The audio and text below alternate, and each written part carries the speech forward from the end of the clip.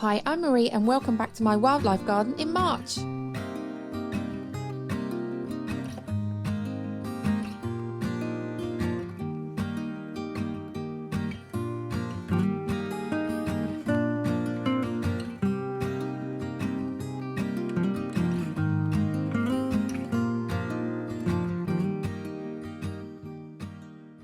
This month in the wildlife garden, we're focusing on providing supplementary food when natural food is scarce and improving some key habitats.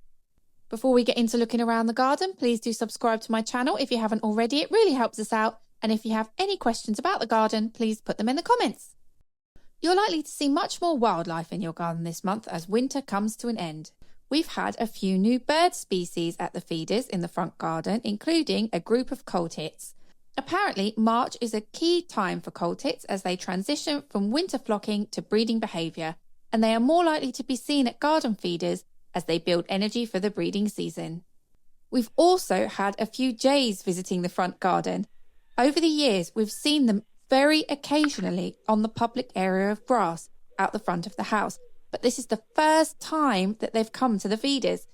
Apparently, jays are typically very secretive birds, but they become more active and visible at this time of year as they prepare for the breeding season. My husband also saw a woodpecker at the hanging suet feeder. We didn't get any footage, unfortunately, but I know that they're in the woods out the front of the house because I often hear them.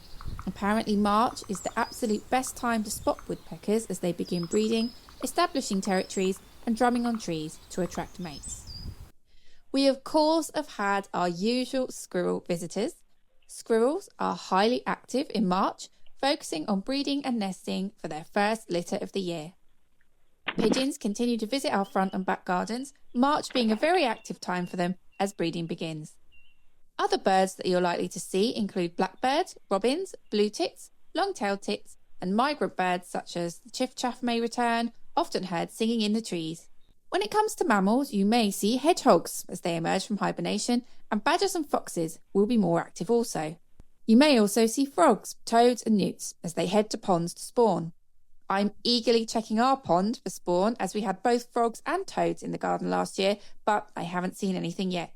Be on the lookout for brimstone, small tortoiseshell, peacock and comma butterflies. We spotted this beauty only a few days ago. Early queen bumblebees and dark-edged bee flies are also key pollinators to spot. You might also spot queen wasps, ladybirds and green lacewings, but because nighttime temperatures may still be low, invertebrates such as earthworms, green shield bugs, beetles and caterpillars may still be taking shelter. So let's get into how we can help wildlife this month. March can be a difficult time for garden wildlife, with nighttime temperatures still often below zero and natural foods being very scarce. Garden birds can often go hungry at this time, so continue to put out food for them to support them as their breeding season starts. Calorie-rich foods such as sunflower hearts, fat balls and suet nibbles are ideal, but avoid peanuts as there's a small chance adult birds will feed them to their young, which can choke them. I've also continued to put out a small amount of oats, pumpkin seeds, soaked raisins and apples and berries cut up very, very small to eliminate choking hazards. Also sometimes a tiny bit of grated cheese. Hedgehogs will be leaving hibernation at about this time and will be very hungry. Leave out water and meat-based cat or dog food for them. Chicken flavour is best, in jelly not gravy. And then put out the food from dusk and discard any that's left first thing in the morning. When it comes to lawn maintenance, from a wildlife perspective, the best option is to only cut your grass once or twice a year, with the main cut being in late summer as the grasses die off. But that isn't an option for most of us. In our little garden, we leave a small area around the apple tree unmown for most of the year to create a habitat for insects and small mammals. Or you could mow paths through longer, wilder areas to create a neat but wild look and essential wildlife corridors. For the rest of the lawn, it's best to delay the first mow of the year until late March or early April. You may want to delay the first mow even further if you have flowers in the lawn and wait for them to finish. Be sure to check carefully for any animals that may be hiding in the grass before starting, such as hedgehogs and amphibians. Set the mower to its highest setting, about 7.5 to 10 centimetres, and leave the clippings to dry out and then pile them up in a corner of the garden. You may attract a queen bumblebee to start a colony there, or slow worms may make a nest. Reduce further cuts in the year to every 3 to 4 weeks or longer to allow plants to bloom.